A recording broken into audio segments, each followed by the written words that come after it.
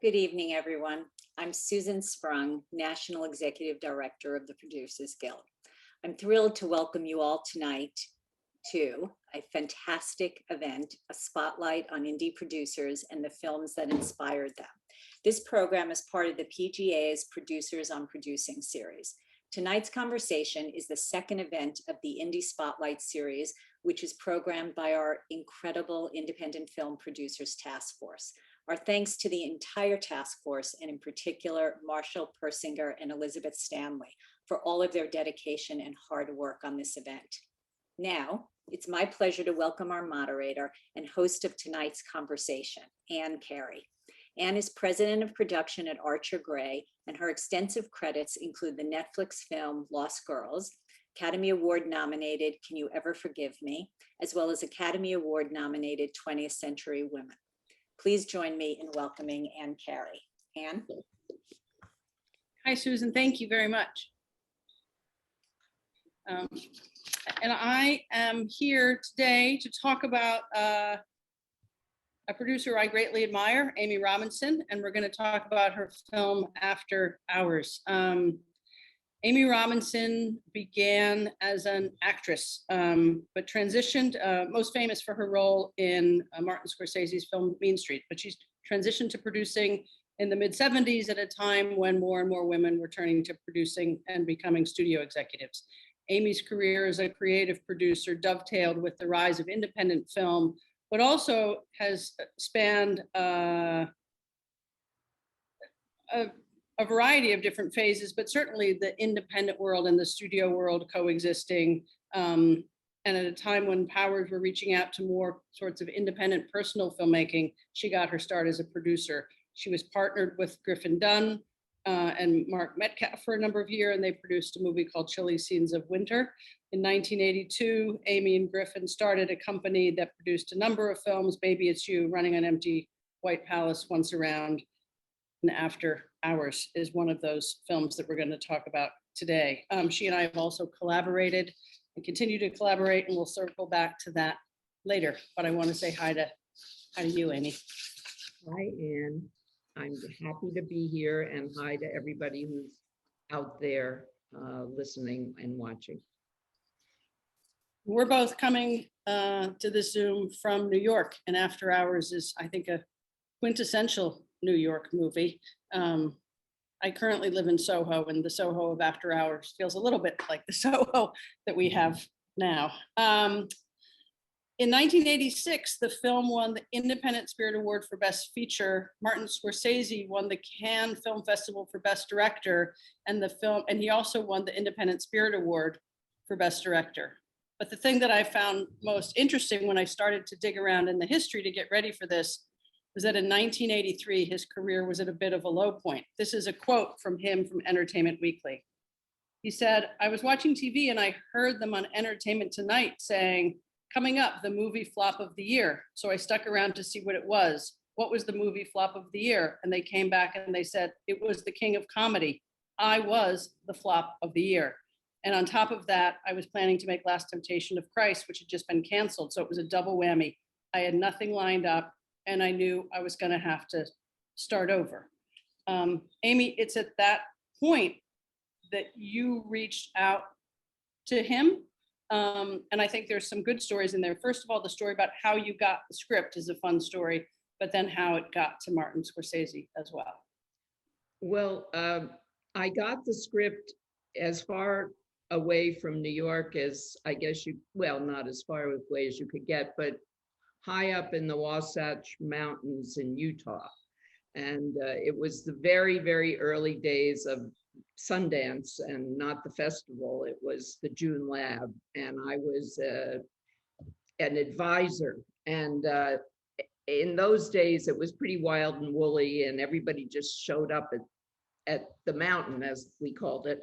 And there was a Serbian filmmaker named Dujan Makavejev who was there, and he was a teacher at Columbia Film School. And he came up to me and he goes, "You're from New York, right?" I go, "Yes." He goes, "I have a script. My student wrote it. You should read it." And I'd seen many of Dujon's films. I really admired him. I went back to my cabin and I opened this script and I read it. And it was the, as Anne said, one quintessential Black New York movie. And I had lived in Soho in the 70s. I didn't at that particular time. And I was trying to think the other day and what I got on. I probably got on a cell phone that was about this big. And I called Griffin and I said, or maybe it was a payphone. I don't know what it was, but I called Griffin. I said, Griffin, I'm at Sundance and I just read the script. It's hilarious and it's a perfect part for you. And we have to option it.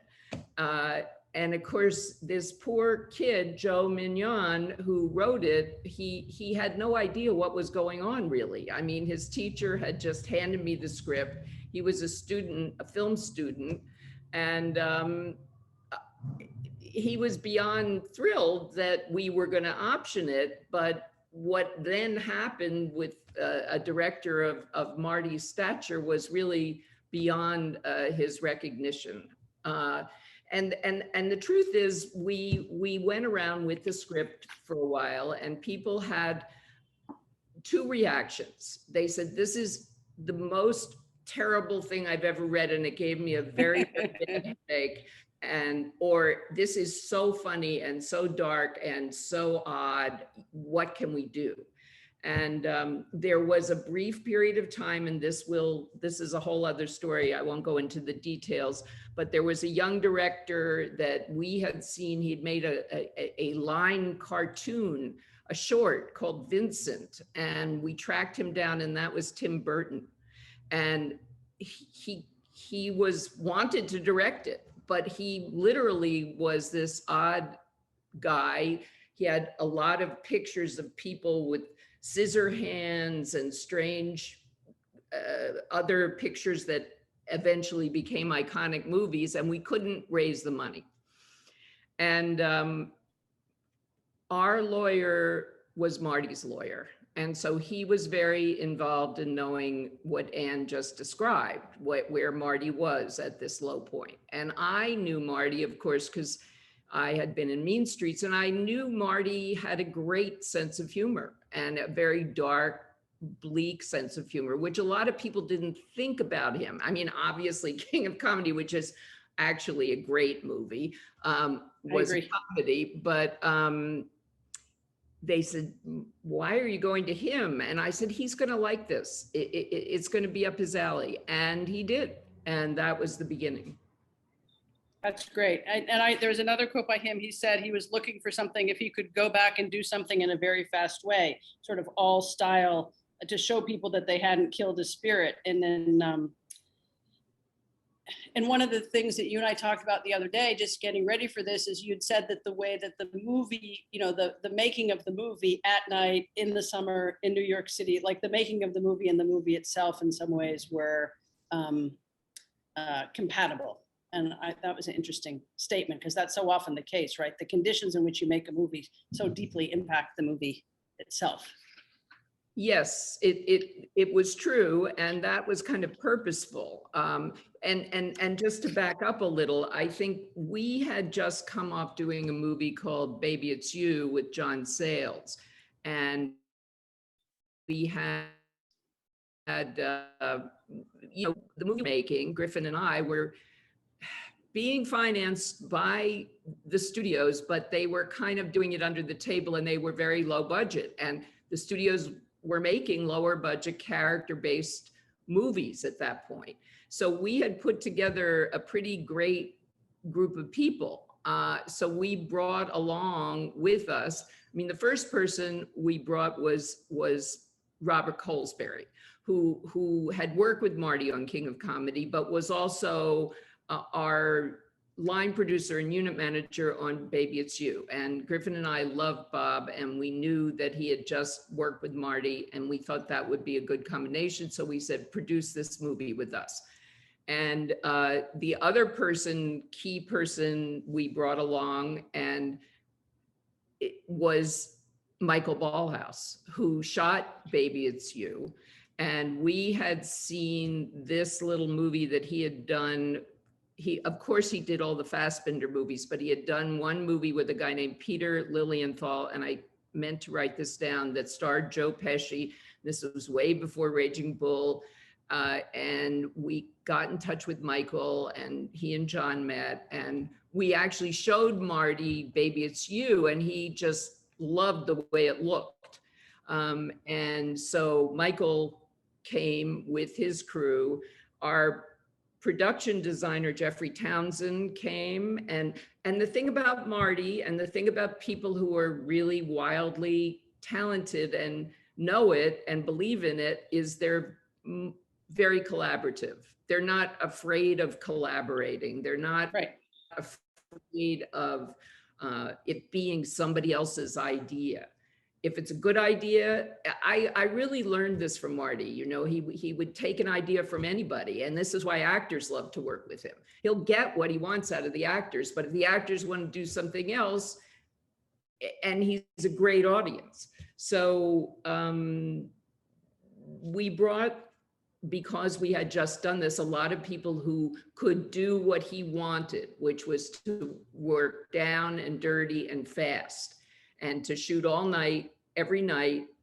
We never shot in the daytime, even if it was a daytime scene, an interior. Yeah. And, you know, we sat down there with the homeless people and the rats, and, you know, it was very much like the movie. And you had an equal kind of company of friends in front of the camera, right? Because you have this great behind the camera crew that you knew, but you also had people that, well, Griffin obviously, but Rosanna Arquette you'd worked with, and John Hurd you would work with. So there was a beautiful thing happening on both sides of the camera, really drawing on your relationships. That was another thing that was so much fun with Marty. We brought people to the party, and he appreciated them.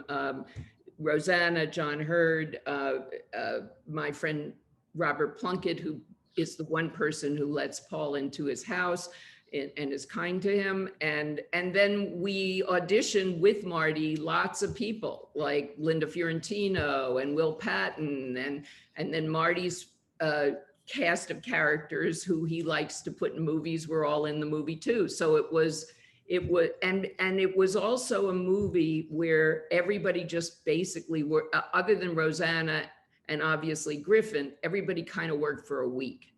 So it was easy to get people, both because it was Marty and because it was a very short commitment. And it was Marty's idea.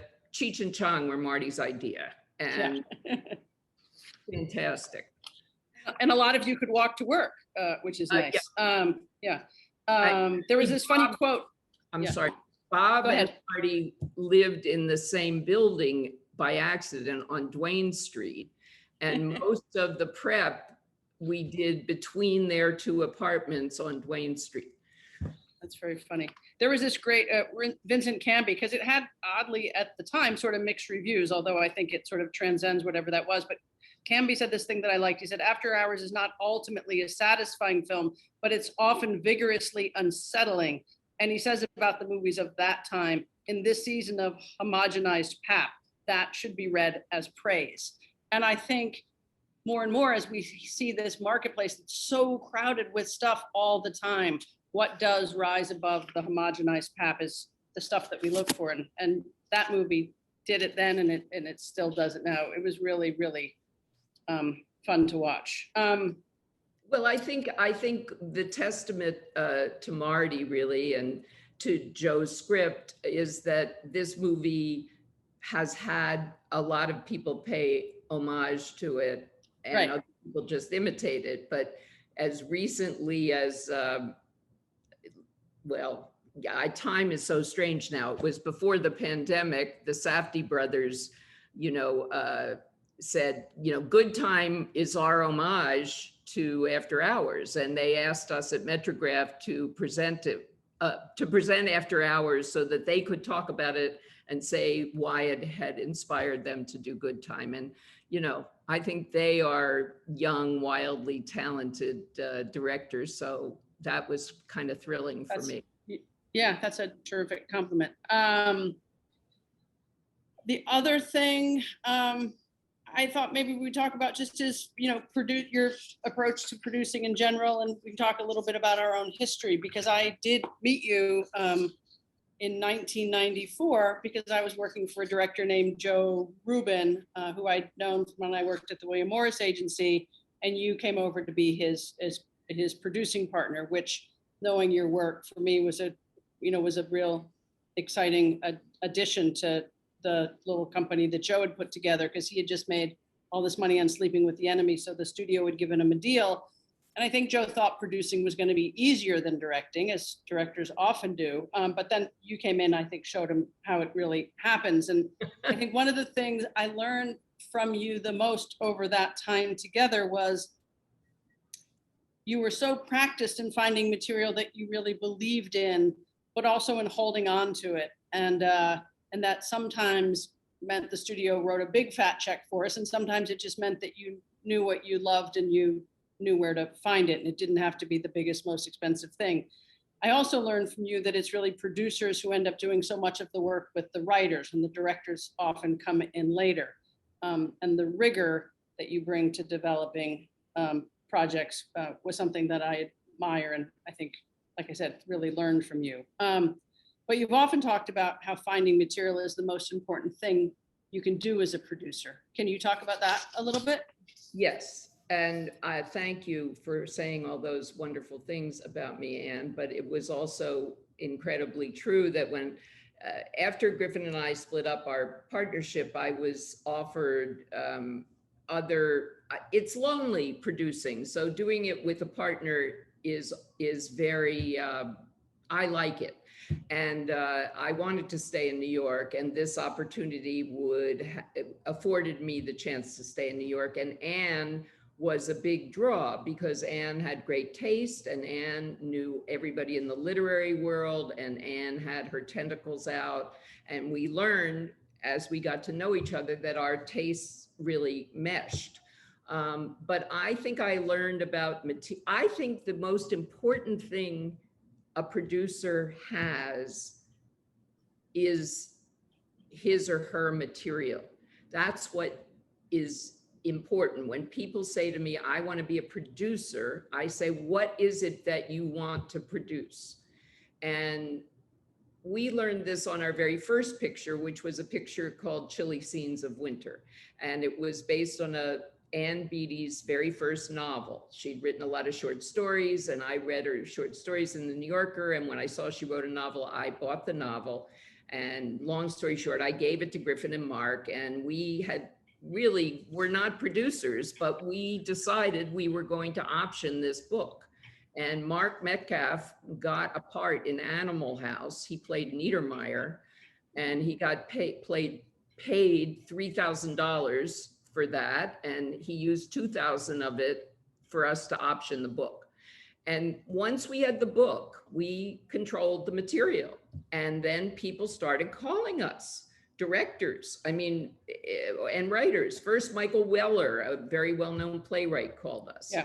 And he said, well, I could bring Milos Forman to the party. And we're like, okay. And that didn't quite work out. And then we got a call from Joan Micklin Silver, who was literally the only bankable by the studio's woman writer producer at that time. And she said, I love this book. I tried to option it, and I found out that you people optioned it. So we said yes. And that was how we ended up getting our first movie made and collaborating very closely with the director on the material. So for me, I believe you have to know what you love, you have to stick with what you love, and you have to find what you love. And you can't just run around and say, I want to produce, because you need to produce something. Yeah, I sometimes I think that,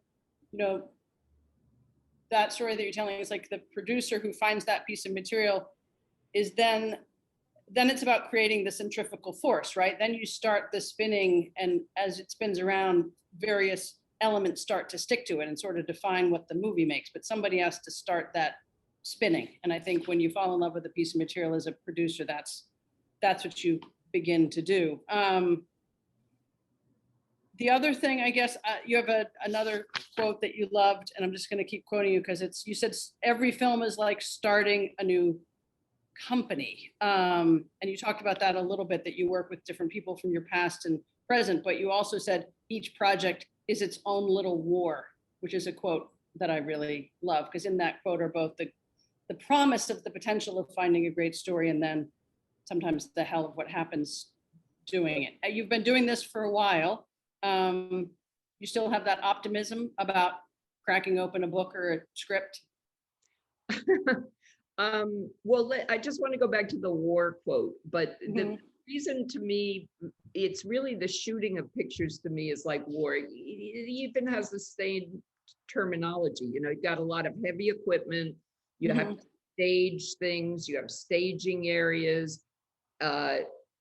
There often are accidents with all this heavy equipment. It is like a war scenario. Not that I've ever been in a war, but it's, do I still have the same optimism? I don't even think of myself as optimistic. I think of as somebody once said, you're just kind of an optimistic depressive, which I think in the movie business are.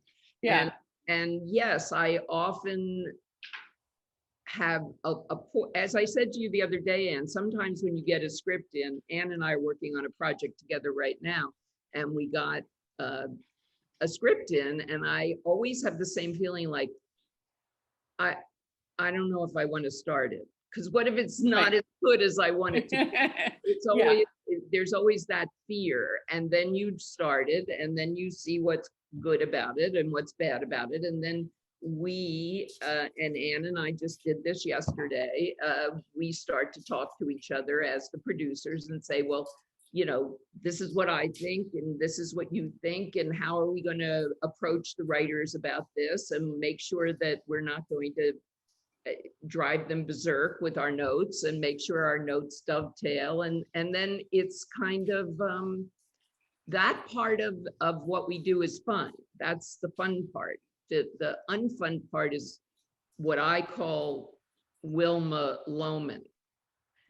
And Wilma Loman is going around with your, you know, vacuum cleaners or your movies to these people, and now you're going to these people who, in my case, seem to be 60 years younger than me. I know that's an exaggeration, and they're looking for things that fit in buckets. And so it's a very hard process still, the Wilma Loman. Back in the olden days, it was a little bit more fun pitching than it is now.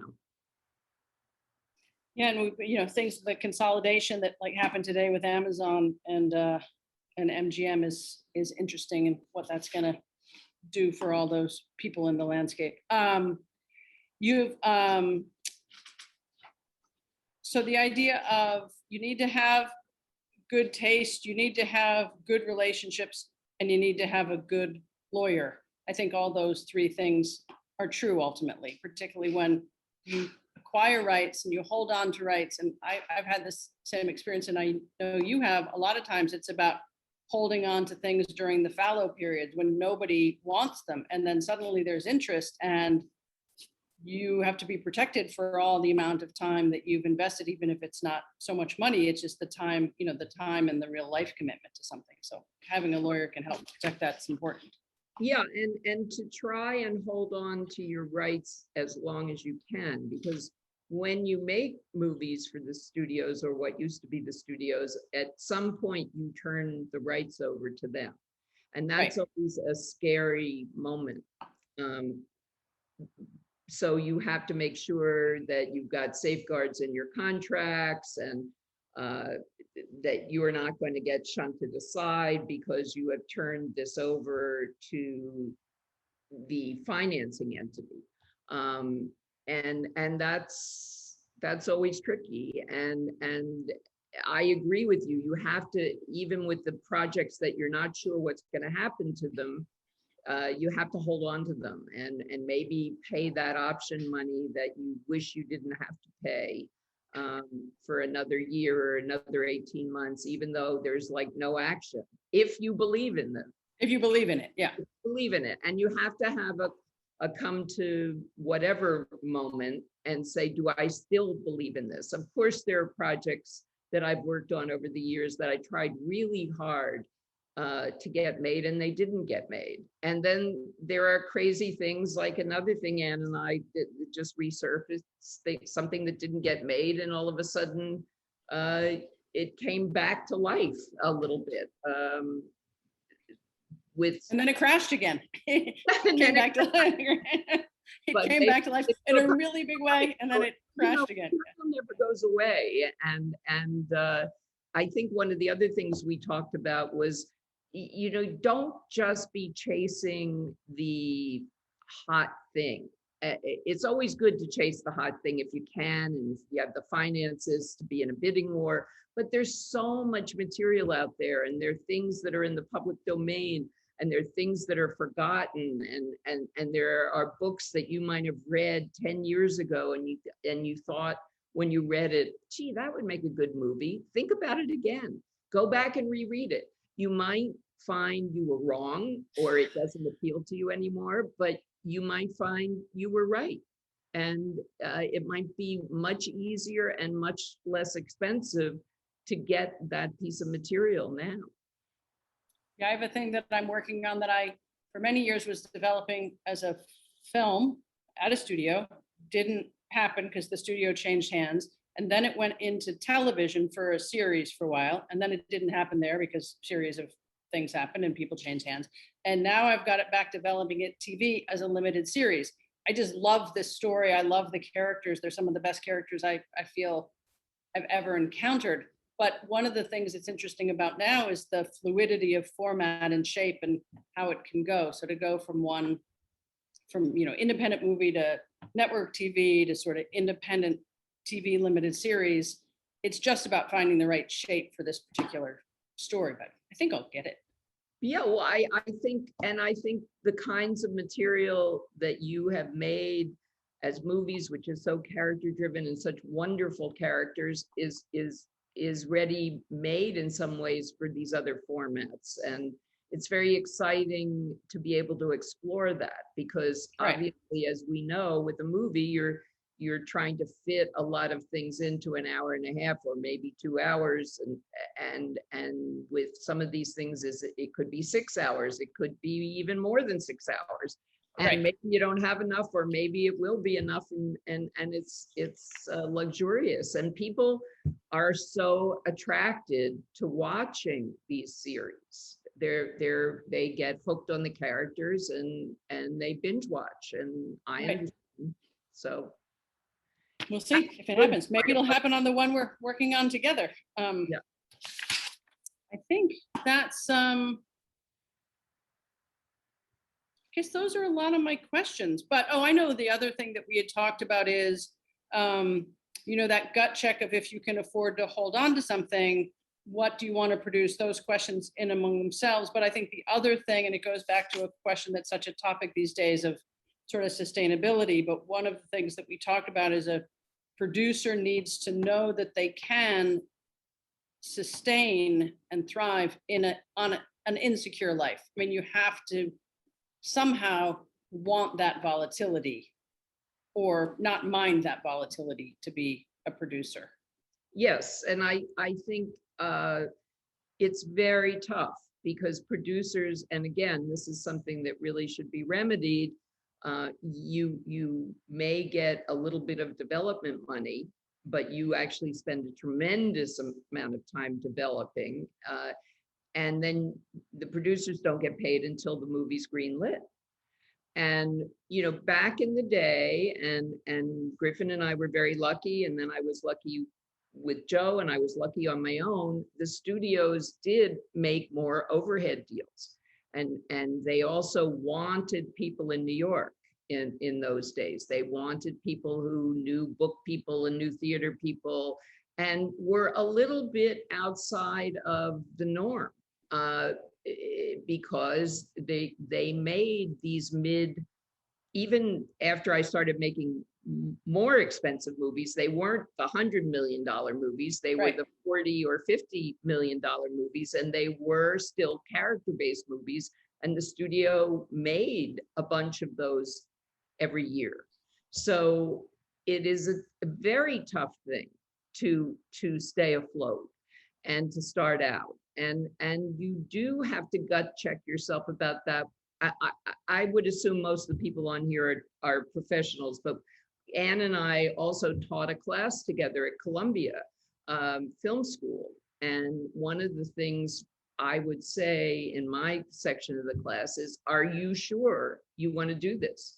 Are you sure that, you know, you're never going to know when this movie's going to happen and whether you're going to get paid and when you're going to get paid, and you might have to take other jobs on the side. I mean, really gut check yourself. And I know that's hard to do, I would say to them, when you're your age and you want to be in the movies. But think about it. Think about your own personality and your own nature.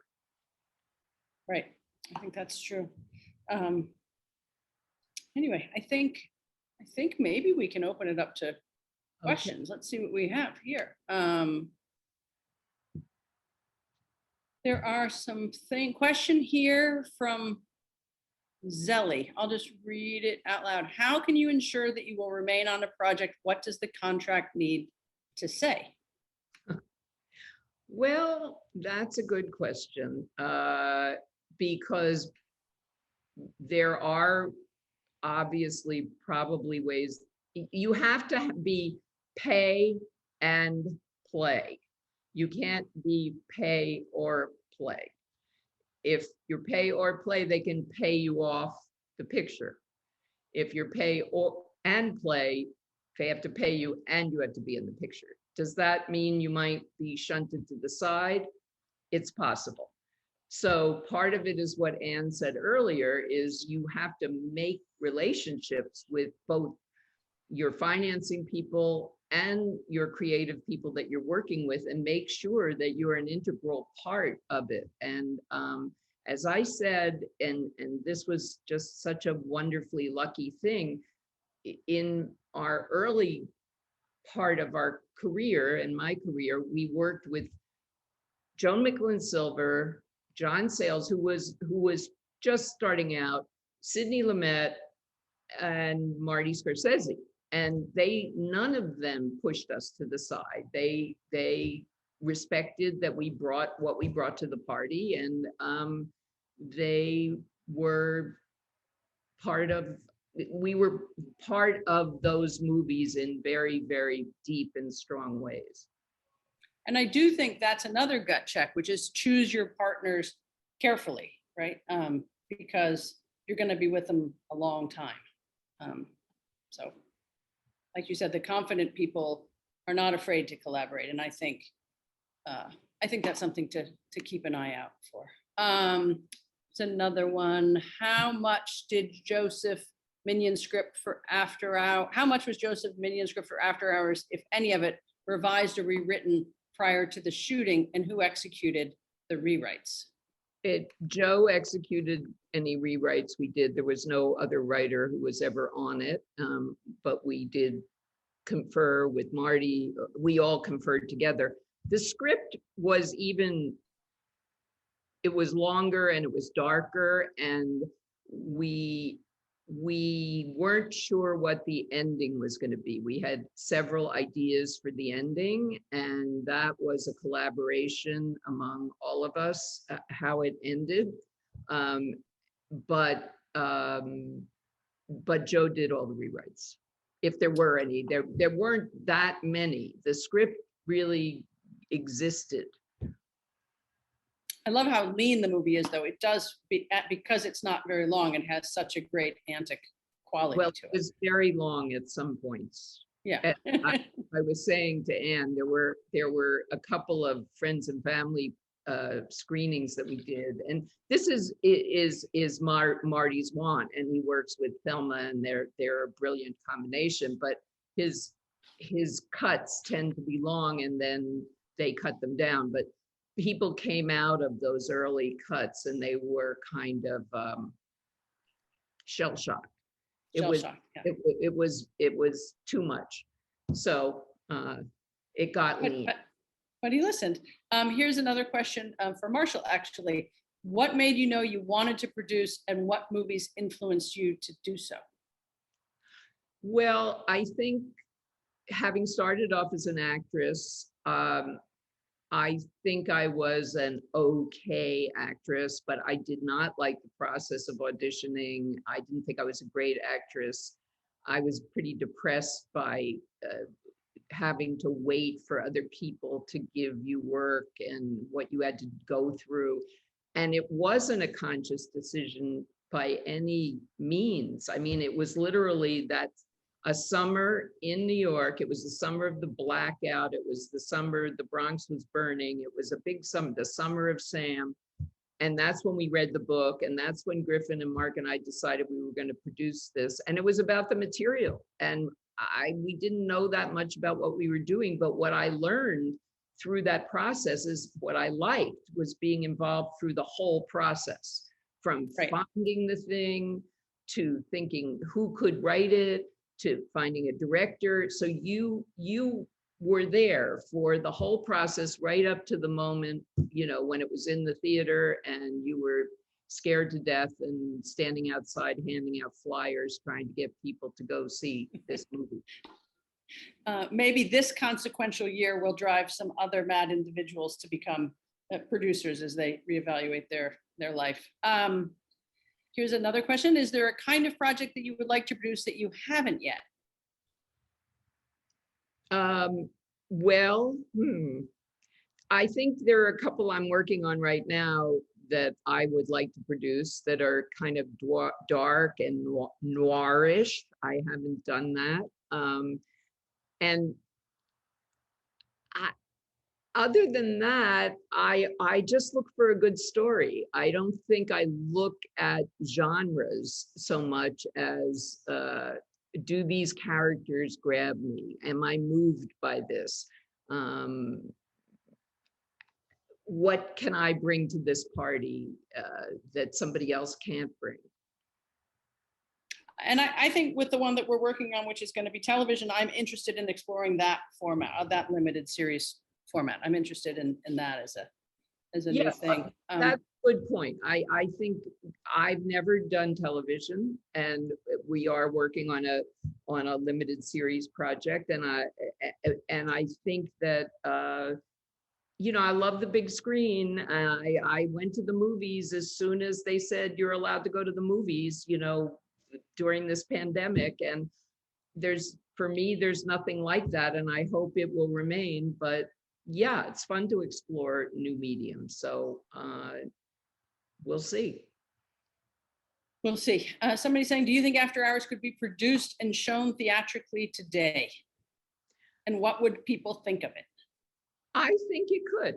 I think if you look at the movies that were up for Academy Awards this year, not that they were zany like After Hours, but God knows they were all small indie type movies that moved people. And I think After Hours, and I shouldn't be the one to say this, but I think it kind of holds up. I think everybody's had a bad night in whatever city they live in, and everybody's had trouble getting home, maybe not as extreme as poor Paul Hackett.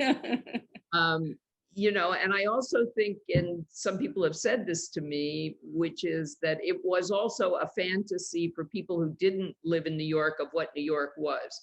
And I think you can make a movie like this right now in the post-pandemic moment where, in fact, well, I won't even go there, never mind. But I think you could make a movie like this, a dark comedy of what it's like when you take your mask off. Right, exactly. Somebody asked a question, which is, how do you determine a good story? And I guess for me, that question is how do you determine a good story, or how does one in general determine a good story? Well, how do you think, Anne? For me, I think a good story is one that I feel I can respond to the characters. Yeah, really, I'm a character person, and something that I think I can love even when no one else might be loving it. those are the qualities that I look for. I would say I agree with that. I mean, Yeah. occasionally I tend to read and enjoy things that are character based and that the characters move me and take me somewhere. And that can be in any realm, really. I mean, I guess I've never tried to make a science fiction movie, but that might be fun. It'd be fun. Yeah, I mean, but I think it's just if what I think I can sustain interest in most of all, and then maybe convince others to have interest in. Another question from a panelist to us, Amy, from Anthony. What kind of decision makers should young producers with IP be querying in 2021? What does that mean? Like reaching out to, I think. Who should young producers be reaching out to? I Well, think that's what he means. I think everybody they can. Yeah. yeah, anyone. A director, a financier, just hold on to your IP rights. If your IP is something that people want, or even if it's not something people want, you could convince somebody that people will want it, and in fact it's going to be the next Superman or the next Batman if it's that kind of IP. I always get confused about IP. I think of that as kind of things like comic books and stuff like that. I don't think of it as a story or a book, but I know that's what people refer to, or it's a series of books, or a series of ideas. The thing I guess I would say about junior producers is I think a lot of people don't look around and see who they know. And I think if you're a young producer, who are the young buyers around you, right? You might not get to, Mike DeLuca today, he's probably busy, but there might be some great young executive at Orion that you might know through some assistant who you know at some agency. So I think understand who your peers are. I think that was the thing we talked a lot about at our class at Columbia. The people that you go to school with, the people that you're assistants with, the people that you are PAs with, those people become your generation. And they also become your talent. I mean, if you know a young director and nobody has seen anything that this young director has done, but you have, and you think that that person has some real talent, maybe you should work on your IP with that person, or a writer, because look to your left, look to your right. Don't just look to the Pantheon, because the Pantheon is getting older and you are the generation that's going to take over. So cultivate your friends and your associates carefully. Like Ann said earlier, make sure there are people that you want to work with, that you are like-minded with. I mean, one of the things I think about my partnership with Griffin is that we were incredibly like-minded about material and about how we wanted to approach things. It didn't mean we didn't fight, because we fought a lot, but we had an artistic temperament that was similar, and a belief in material that was very similar, and our tastes dovetailed. Yeah, I think that's good and important. Here's a question from Jack. I don't know that if someone gave you $20 million to make a film, what would the first step be as a producer? Where would that money generally be allocated and why? The first step? Okay, well, yeah. If I had a book or a script that I liked, I'd buy it. And I try to option it with a very long, I might not buy it outright. I'd option it with very long option rights. If the movie could be made for less than $20 million, I would set about trying to make it, find the right director and the right cast, and yeah, if you want to give me the $20 million, then we don't have to go through the painstaking process of, is this actor bankable or is that actor bankable? We could just make it with the actors that we believe would be right for the roles and take a shot at that. And great, where's the check? I'm ready. Yeah, maybe you could make 2 movies even. Yeah, at least. Yeah. Somebody asked a question about producing short films. Whether that's a good idea. What do you think about producing short films? Yeah. I think a short film is actually a better calling card for a director than it is for a producer.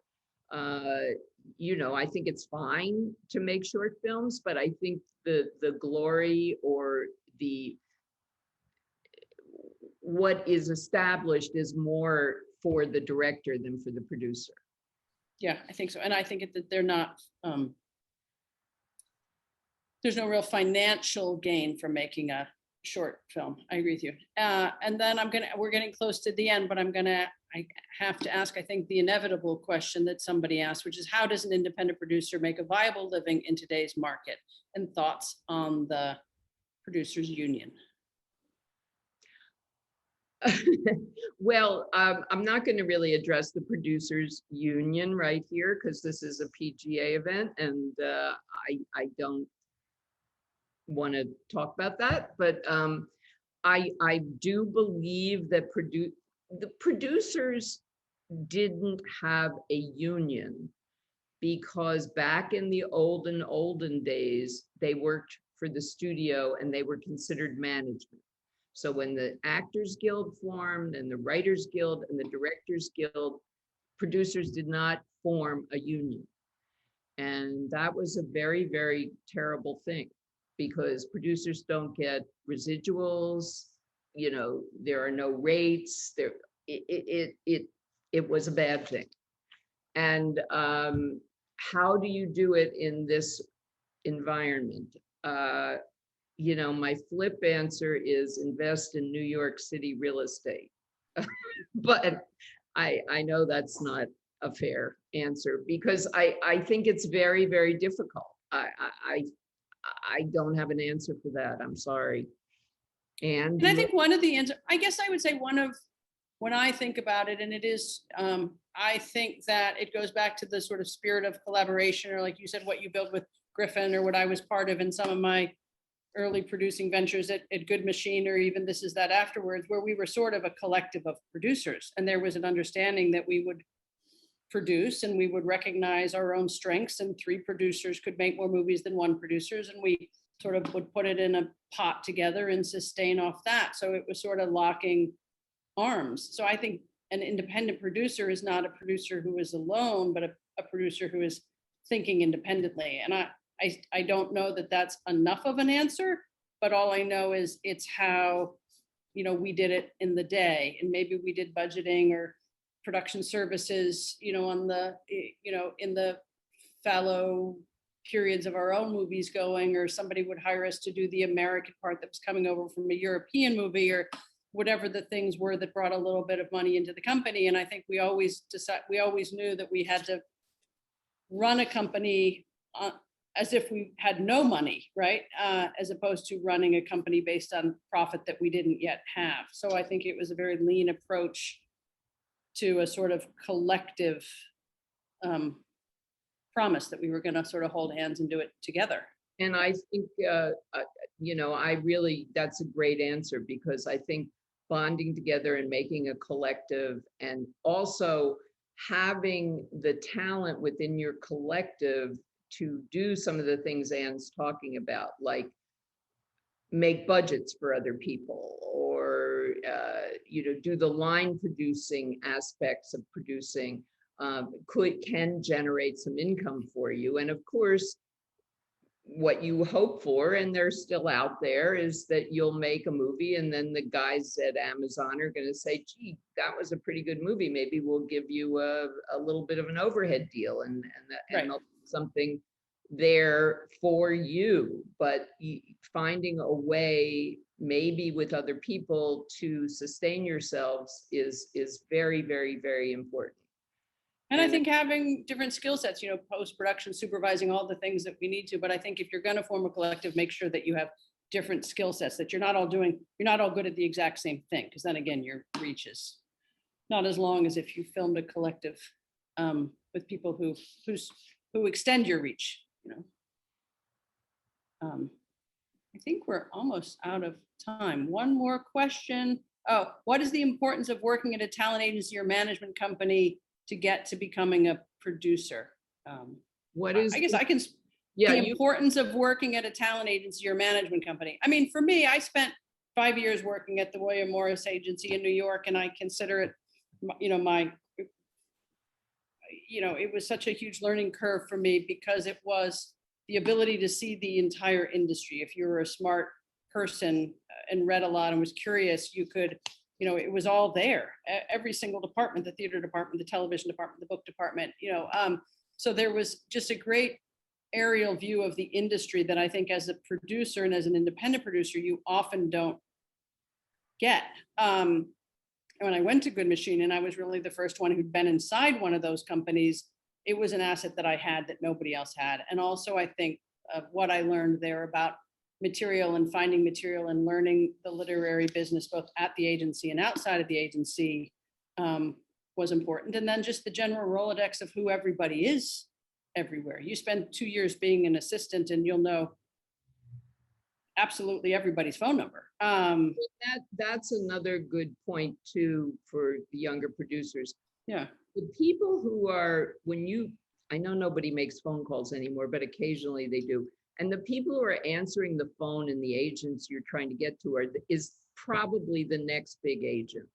And cultivating assistants inside the agency, if you're outside of it, and you're a young producer, and let's say, Anne was the person who was the assistant.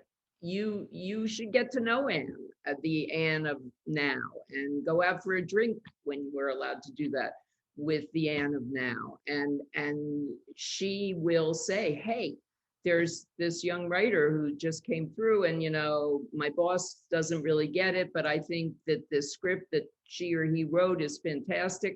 I mean, you've got to cultivate everybody in your life in this business. And it's kind of interesting because that's how you meet people. That's sometimes it's a dead end, but sometimes it leads to fantastic things. I agree. One question: what is the best pitch you ever heard? And I'm asking you. What is the best pitch I ever heard? I don't know. I know the worst pitch I ever heard. That's the one that comes to mind, which the writer forgot his pitch halfway through and then started to cry. That's the one that comes to mind. I don't know what the best pitch I ever heard was. I think the best pitch that we got came over our fax machine, and it was for a movie that we made that maybe now is going to get to be seen a little bit more, called Game 6. And it was a movie about theater and baseball. And it was about the Game 6 of the Mets and the Red Sox when the ball went through Bill Buckner's legs, and a diehard Red Sox fan who had his first serious play opening on Broadway, and he really didn't care because he had to watch the game, and the Red Sox lost. That was the best. That's a good one. Amy, I think we can wrap it up. I think we've done it. Thank you so much for sharing so openly and widely of your experience. Oh, Anne, thank you for being articulate and saving my ass. And I'll talk to you tomorrow, probably. All right. Bye. Bye. Bye, everybody. Thank you.